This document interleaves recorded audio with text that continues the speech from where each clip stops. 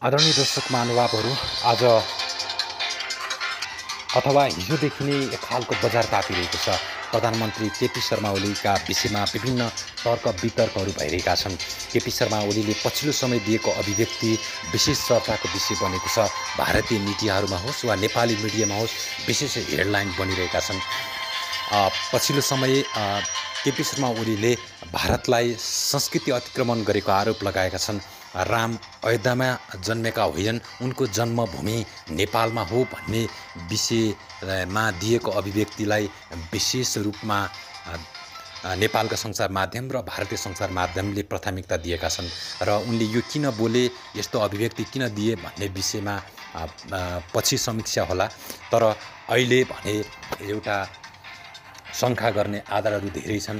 उनको यही भनाइलाई आधार मान्ने हो भने पनि भारतीय प्रधानमन्त्री नरेन्द्र मोदी नेपाल आएको बेला उनले भारतको अयोध्या र नेपालको जनकपुरको विषयलाई लिएर विशेष चर्चा गरेका थिए। भारत र नेपालको सम्बन्धमा अयोध्या र नेपालको जनकपुरको विषयलाई लिएर उनले विशेष चर्चा गर्दै सम्बन्धलाई जनकपुर र अयोध्या अर्थात् सीताको जन्मस्थल र रामको ससुराली गाउँ नेपालको विषयमा चर्चा गर्दै भारत र नेपालको सम्बन्ध अटल रहेको विषयमा उनले विशेष चर्चा गरेका थिए। र अहिले उनले फेरि भारतलाई किन सांस्कृतिक अतिक्रमण गरिरहेको छ भनेर आरोप लगाइरहेका छन्।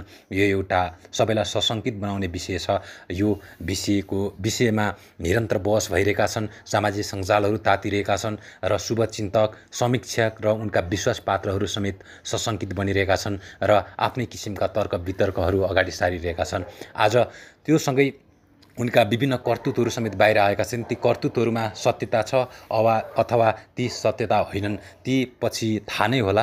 तर अहिले भने केपी शर्मा ओलीको स्विस ब्याङ्कमा समेत 66 करोडभन्दा बढी पैसा भएको खुलासा भएको छ। त्यो पैसा चाइनाले बेला बेलामा दिने गरेको समेत खुलासा भएको छ। त्यसै गरी कम्बोडियाको टेलिकममा समेत केपी शर्मा ओलीको लगानी रहेको बुझिएको छ। समाचार माध्यमका अनुसार विभिन्न मूलधारका मिडियाहरूले यो समाचारलाई विशेष प्राथमिकता दिएका छन्। यही समाचारलाई मैले यहाँ वाचन गर्न गइरहेको छु। नै तत्परताका साथ उद्धार र सहयोग कार्यमा जुट्दै आएका छन्। नेपालका जुनसुकै भूभागमा आइपर्ने यस्ता प्रधानमन्त्री केपी ओलीको कम्बोडियाको टेलिकममा लगानी, स्विस ब्याङ्कमा 66 करोड शीर्षकमा समाचारहरू छापिएका छन्। त्यसै गरी भ्रष्टाचारको चक्रव्यूहले ओलीका लागि पैसाको खोलो बगाइदिएको दाबी भन्दै समाचारहरू छापिएका छन्। र आज सामाजिक सञ्जालहरू अयोध्या र उनको स्विस ब्याङ्कमा पैसा भएको विषयले बजार तातिरहेको छ। सामाजिक सञ्जालहरू तातिरहेका छन् र जनताहरूले आफ्नै प्रश्न गरिरहेका छन् र उनका शुभचिन्तकहरूलाई समेत सशङ्कित बनाएको छ। यो समाचार हेरिसकिसकेपछि यसको सत्यता के हो भन्ने कुरा छिटै आउला। तर उनका यी विषयहरूले उनका शुभचिन्तक हरेक मानिसहरूलाई सशङ्कित बनाएको छ। उनलाई विश्वास गर्ने विश्वासपात्रहरूले समेत विभिन्न प्रश्न चिन्हहरू उठाइरहेका छन्। एसिया, अफ्रिका वा ल्याटिन अमेरिकाका आर्थिक रूपले कमजोर राष्ट्रहरूमा आफ्नो प्रभुत्व जमाउन चीनले ती मुलुकका भ्रष्ट प्रमुखहरूसँग सम्झौता गरिरहेको छ। यसले चिनिया कम्पनीहरूलाई ती देशमा आफ्नो व्यापार विस्तार गर्न मात्र नभई गुप्त रूपमा ती देशको राजनीतिमा प्रवेश गरेर दीर्घकालीन प्रभाव पनि सुनिश्चित गरेको चर्चा विश्वव्यापी रूपमा हुन थालेको छ। चिनिया यो मिश्रणको एक उत्कृष्ट उदाहरण हिमाली मुलुक नेपालमा रहेको भन्दै ग्लोबल वाच एनालाइसिसले एक समाचार छापेको छ। केपी शर्मा ओली नेतृत्वको सत्तारूढ नेपाल कम्युनिस्ट पार्टीले चिनिया स्वार्थलाई स्पष्ट रूपमा अघि सारेको समाचारमा उल्लेख छ, जसले नेकपाकै वरिष्ठ नेताहरूलाई असहज बनाएको भनिएको छ। समाचारमा अघि लेखिएको छ, भ्रष्टाचार र चीनसँगको विवादास्पद सम्बन्ध प्रधानमन्त्री केपी ओलीका लागि कुनै नयाँ नौलो कुरा होइन। सन् 2015 र 2016मा प्रधानमन्त्रीको रूपमा पहिलो कार्यकालमा तत्कालीन चिनिया राजदूत वु चुनताईको सहयोगमा ओलीले कम्बोडियाको टेलिकम्युनिकेसन क्षेत्रमा लगानी गर्ने प्रक्रिया आरम्भ गरेका थिए। कम्बोडियाका प्रधानमन्त्री हुन सेन र चिनिया कूटनीतिज्ञको हस्तक्षेपमा ओलीका निकट दिवंगत आङ छिरिङ शेर्पाले उक्त सम्झौतालाई मूर्त रूप दिएका थिए। प्रधानमन्त्रीको रूपमा ओलीको दोस्रो कार्यकाल 2074देखि ओलीले चिनिया कम्पनीहरूलाई नेपालमा चम्काउन खोजेको र ओली निकट भ्रष्ट नेपाली कम्पनीहरूसँगका सम्झौताहरू जनताको नजरमा परेका छन्। जस्तै कि सन् 2018को डिसेम्बरमा चाइना कम्युनिकेसन सर्भिस चिनिया टेलिकम कम्पनी हुवाएको एजेन्टले ओली भिडियो कन्फरेन्सिङ सुविधा डिजिटल एक्सन रुम निर्माणको ठेक्का पाएको थियो। नेपालकै टेलिकम्युनिकेसन कम्पनीहरूसँग यस्तो रुम निर्माणको क्षमता भए पनि बिना प्रतिस्पर्धा चिनिया कम्पनीलाई ठेक्का दिएको थियो। पछि अनुसन्धानबाट ओलीका सल्लाहकार विष्णु रिमालका छोराले यो सम्झौतालाई अघि सारेको खुलेको थियो। उनले यो ठेक्काबाट कैयौँ रुपियाँ फाइदा लिएको खुलेको थियो। सन् 2019को मेमा नेपाल दूरसञ्चार प्राधिकरणले हङकङस्थित चिनिया कम्युनिकेसन कम्पनीसँग नेपालमा 4G र रेडियोको पहुँच बढाउने योजनामा हस्ताक्षर गरेको थियो।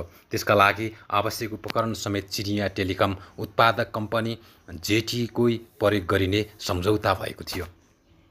यो परियोजना झन्डै 19 अर्ब नेपाली रुपियाँ बराबरको रहेको थियो। यसबाहेक 1200 मेगावाट क्षमताको बुढी गण्डकी आयोजनाको जिम्मा चिनिया कम्पनी चाइना गेजुवा समूहलाई नदिएर नेपालले नै बनाउने पूर्व प्रधानमन्त्री शेरबहादुर देउवाको निर्णयलाई समेत ओलीले खारेज गरिदिएका थिए। यो योजना झन्डै $2.5 अर्ब अमेरिकी डलरको रहेको थियो। यो ठेक्का पनि कुनै प्रतिस्पर्धा बिना नै ओलीले चिनिया कम्पनीलाई दिएका थिए।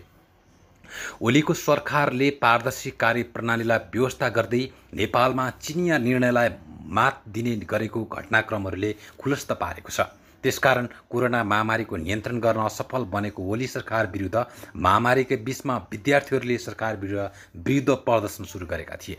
गत महिना यता काठमाडौँ लगायत देशका विभिन्न सहरहरूमा इनफ इज इनफ नारालाई केन्द्रमा राखेर थुप्रै प्रदर्शनहरू भए।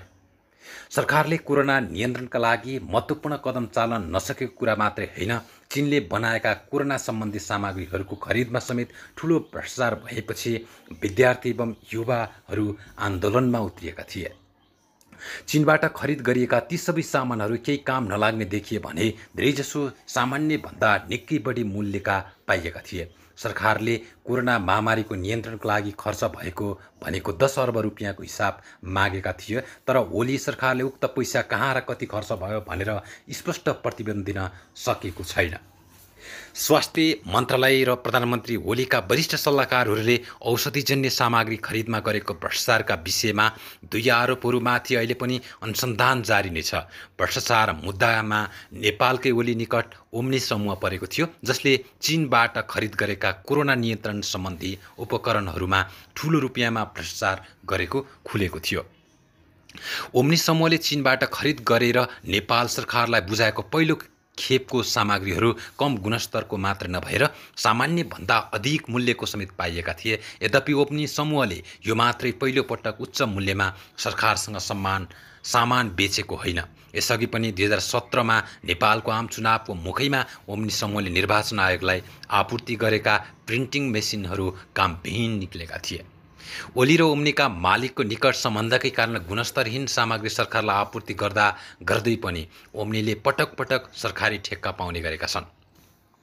पछिल्लो केही वर्ष यता प्रधानमन्त्री ओलीका व्यक्तिगत सम्पत्ति कैयौँ गुणा बढेको समेत पाइएको छ। जेनेभा स्थित मिराबौड बैङ्कमा ओलीको खाता रहेको कुरा यथेष्ट छ। उक्त बैङ्क स्विजरल्यान्डको बुलेभार्ड जर्जस फ्याभनमा अवस्थित छ। ओली र उनकी श्रीमती राधिका साकेको संयुक्त रूपमा रहेको यो खाता करिब 55 लाख अमेरिकी डलर अर्थात् करिब 66 करोड रहेको बताइन्छ, जुन लामो समयका लागि बचत र सेयरमा लगानी गर्नका लागि राखिएको छ। ओलीले बैङ्कबाट प्रत्येक वर्ष स्वास्थ्य उपचारका लागि भनेर करिब 5 लाख अमेरिकी डलर पाउने गरेका छन्। चीनले नेपालमा जरा गाड्दै गइरहेको अवस्थामा चिनिया व्यापारी ओली र ओली निकटहरूका लागि भ्रष्टाचारको यो चक्रव्यूहले पैसाको खोलो बगाइदिएको छ। यो समाचार हाम्रो कुरा .com छापिएको छ।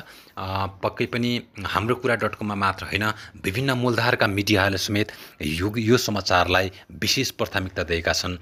मूलधारका मिडियाहरूले ब्रेकिङ न्युजको रूपमा यो समाचारलाई विशेष हेडलाइन बनाएका छन्। र यी समाचारहरू बाहिर आइरहँदा केपी शर्मा ओलीमाथि नै विभिन्न शङ्का उपशङ्का उब्जिएका छन् र विश्वासपात्रहरू शुभचिन्तकहरूले समेत विभिन्न प्रश्नहरू उठाएका छन्। अब के हुन्छ त्यो हेर्न बाँकी छ।